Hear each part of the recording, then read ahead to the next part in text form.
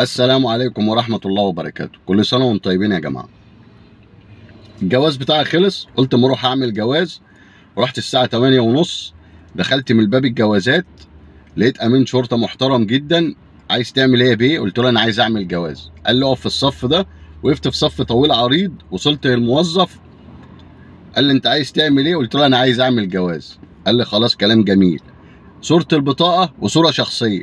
وقام دبسهم كده، بس يعني دبوس بالدباسة.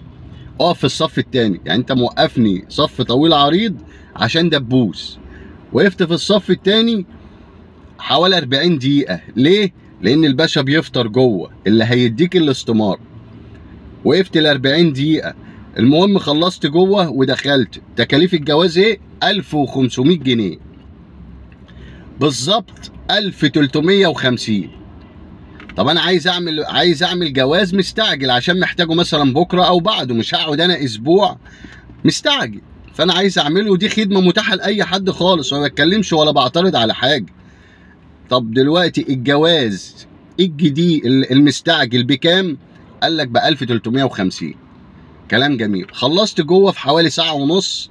الدنيا زحمه جدا، الناس كلها عندها برد، ناس كبيره في السن ما لاقيه مكان انها تقعد، عادي خالص مفيش اي مشكله. جميع الهيئات الحكوميه دلوقتي بقت هيئات منتجه. منتجه يعني ايه؟ منتجه يا باشا يعني لازما تطلع اجور العمال من الشعب. جواز ب 1350. ليه؟ هو في دهب؟ لو في دهب خده. انا عايز الصورة بتاعتي ببياناتي زيها زي البطاقة، بس بستعملها خارج مصر. الجواز كله تكلفته كام؟ ده انت بتعمل ملايين الملايين من الجواز. يعني انت جملة الجملة بتحاسبني عليه ب 1350. بعد ما عملت الجواز، انا مش هطول عليكم والله العظيم، والله ما هطول عليكم. بعد ما عملت الجواز لقيتها بتقول لي روح استلمه من القاهرة. هو ده بقى الاختلاف ما بينه وما بين الموظفة. ازاي؟ انا عايز اعمل جواز مستعجل، يعني هستلمه من عندك يا النهارده يا اما بكره الصبح الساعة 10 زي ما احنا متعودين. ده عادي جدا.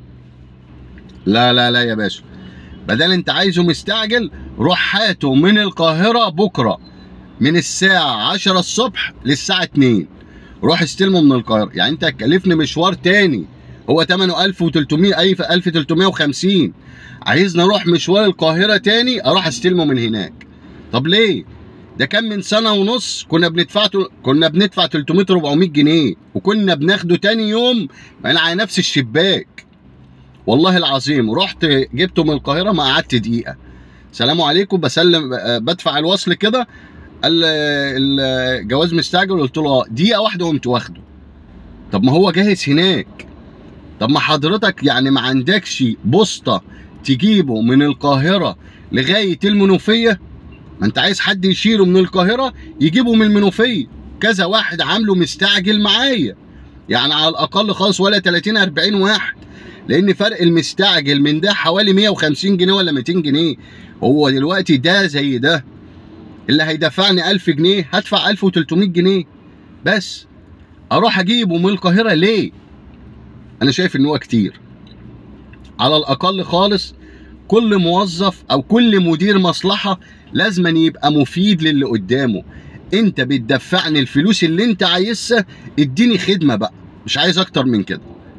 دلوقتي انت بتخش اي مصلحة بتدفع فلوس، اي ورقة ملهاش اي لازمة بتدفع عليها فلوس، وفلوس كتير جدا، ما هيش قيمة المصلحة اللي انت بتعملها. طب اديني خدمة.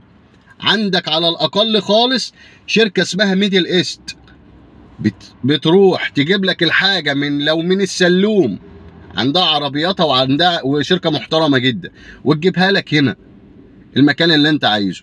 اللي يخليني اروح القاهرة اتعاقد مع الشركة ديت ب20، هي بتاخد 45 جنيه على التوصيلة. يعني شالة الظرف هي بتاخد 45 جنيه، خليها هي تاخد ال 45 جنيه وتجيبه، وضيف انت 50 جنيه وانت المستفيد. لكن ما تودينيش تاني القاهرة اروح عشان استلم جواز وانا عامله من شبين الكوم اروح استلمه من القاهره، هو ده وجه الاختلاف.